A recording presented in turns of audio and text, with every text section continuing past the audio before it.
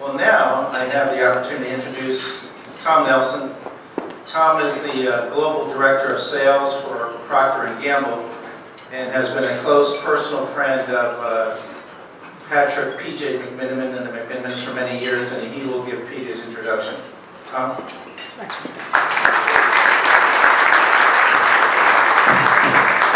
Let's give it up for last year's VNA honoree, Dr. Vincent Zales. Vin, thank you very much. Is this a birthday party or what? Happy birthday, Pete! This place looks beautiful.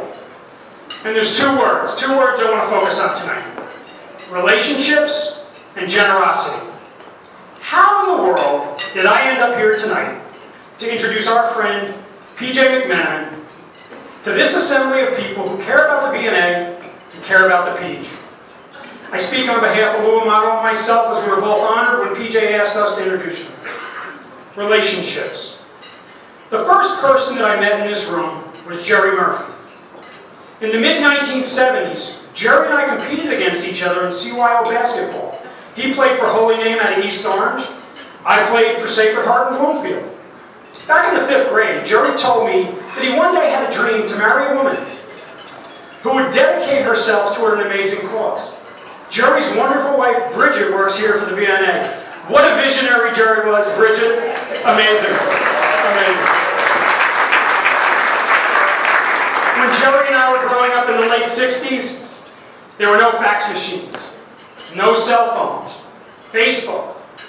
LinkedIn did not exist. It would not be possible to put an Instagram hashtag on every one of your tables so that when you take pictures tonight, you can post them to hashtag VNA PJ so that we can all look at the pictures of us having a great time honoring PJ. This stuff did not exist. It was hard work to build relationships to maintain a real social network. Relationships. The second person in this room that I met is PJ's brother-in-law, Brian Byrne. On the eve of the bicentennial of our great country, I was a 13-year-old freshman at Immaculate Conception High School in Montclair. I'll never forget the day that we were introduced to the senior boys. And there he was, Brian Byrne. An absolute role model, a man I aspired to be. If we had Instagram back then, I would have immediately started following him. In my eyes, he was and remains a true giant. Relationships. The third person I met in this room, October 1977, was my wife, Mary Jane. I am lucky we did not have social media back then. For good reasons. She definitely would have friended me, unfriended me, and would have had to have changed her relationship status way too many times. There was an article published a few years back in the Wall Street Journal that I regularly share with the 21-year-olds that I come in contact with. The article describes the most important decision that you make in your life. That decision is selecting the person that you will choose to marry. The person you will choose to marry. Now this most important decision concept is where the fourth person that I met in this room comes in. Patty Byrne of West Orange, New Jersey. Miss Immaculate, 1977. For those of you who don't know, Patty and I starred in a critically acclaimed production of Damn Yankees. I was 15, she was 17. Patty, you were a cougar then, and you remain on to this day.